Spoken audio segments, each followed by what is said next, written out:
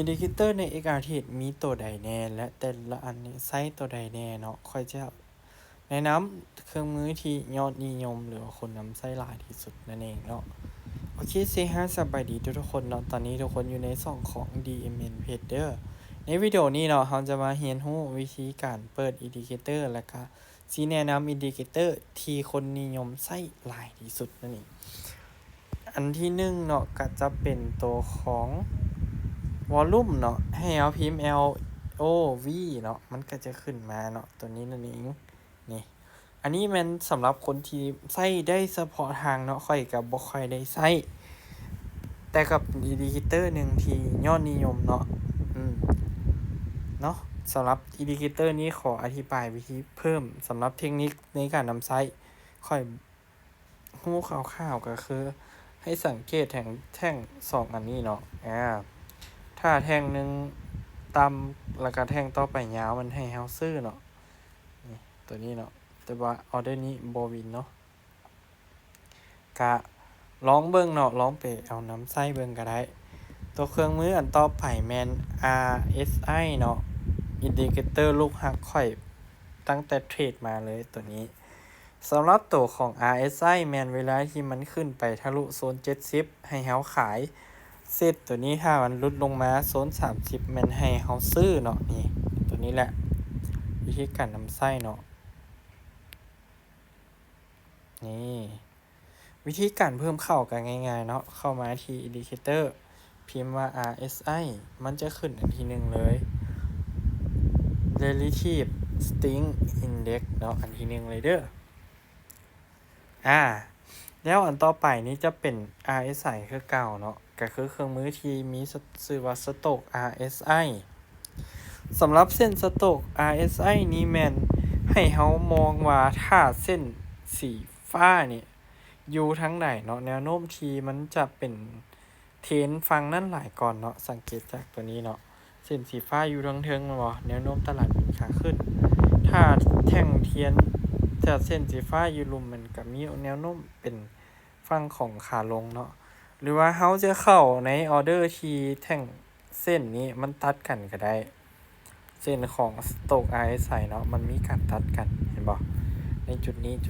เนาะเฮาสามารถนำใช้ได้คือกันเนาะเฮามองโซนที่มันมีการตัดกันและตัวต่อมาเนาะก็คืออินดิเคเตอร์ที่มีชื่อว่า MACD นั่นเองหรือว่า MACD เนาะให้เฮาค้นหาว่า MACD นั่นเองกดเข้ามาได้เลย MACD นี้มันจะมีแพทเทิร์นการใช้งานก็คือเฮาจะใช้ในช่วงเวลาที่เส้นสีฟ้าตัดเส้นสีส้มนี่ถ้ามันตัดขึ้นให้เฮาบายเนาะถ้ามันตัดลงให้เฮาขายเนาะตัดขึ้นซื้อตัดลงขายเนาะและเมื่อเวลาที่เส้นสีฟ้าเนาะอยู่ทั้งลุ่มกับแนวโน้มเป็นเทรนขาลงเส้นสีฟ้าอยู่เหนือเส้นสีส้มก็แสดงว่าแนวโน้มเป็นเทรนขาขึ้นเนาะเราสามารถเอาประกอบตัวนี้เข้ามาช่วย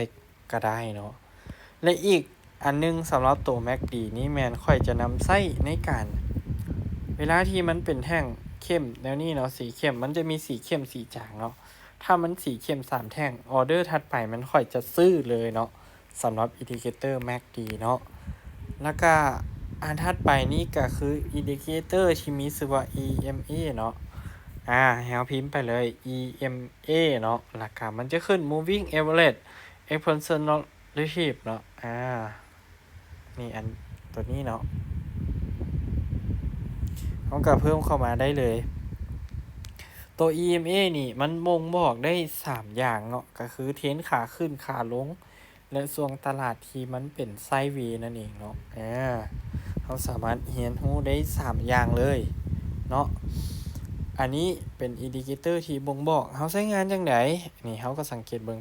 ถ้าแท่งเทียนอยู่เหนือเส้นสีฟ้าเนาะหรือว่าเส้น EMA นั่นแหละ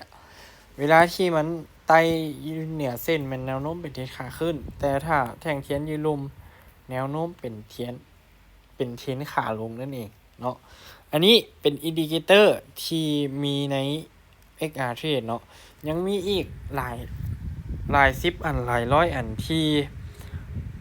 นี่แล้วก็อันโตต่อไปเนาะก็คือวิลเลียมเปอร์เซนต์อันนี้ก็นำใส่เฉพาะทางเนาะส่วนตัวค่อยอาจจะบ่ได้ใส่เนาะอันต่อไปแฟกทอร์เนาะวิลเลียมแฟกทอร์มันบ่วิลเลียมแฟกทอร์เป็นลูกศรเนาะอินดิเคเตอร์ลูกศรตามที่เห็นแมนถ้าลูกศรมันซี้ไปทางไหนเฮาซื้อไปอีกทางหนึ่งเนาะมันซี้ลงให้เฮาซื้อแต่อินดิเคเตอร์เนี่ยมันบ่ได้เป็นสัญญาณเนาะมันจะบอกอดีตย้อนหลังเท่านั้นเนาะมันบ่ได้บอกสมมติแท่งนี้นี่เห็นบ่มันบ่ได้บอกเรียลไทม์เนาะมันจะบอกแต่อดีตของมันเนาะอดีตแบบแท่งเทียนกายมาแล้ว 2-3 แท่งมันจึงลูกศรมันจึงขึ้นตำลังเนาะนี่ก็คือตัวนี้เนาะมันซี่ลุมเนาะเฮาก็แค่ซื้อเนาะอันนี้ก็ลองศึกษาแล้วก็ลองเทสเป็นระบบเทสของตัวเองเบิ่งเนาะอันนี้ก็จะเป็นคร่าวๆสำหรับเทคนิคในการอินดิเคเตอร์ใน XR Trade ที่มีเนาะสำหรับตัวนี้เอาสำหรับวิดีโอหน้าจะเป็นวิดีโออย่างฝากทุกคนติดตามเอาไว้เนาะเดี๋ยวเจอกันใหม่คลิปวิดีโอหน้าเห็นว่าวิดีโอนี้มีประโยชน์ฝากกดไลค์กดแชร์แล้วเจอกันใหม่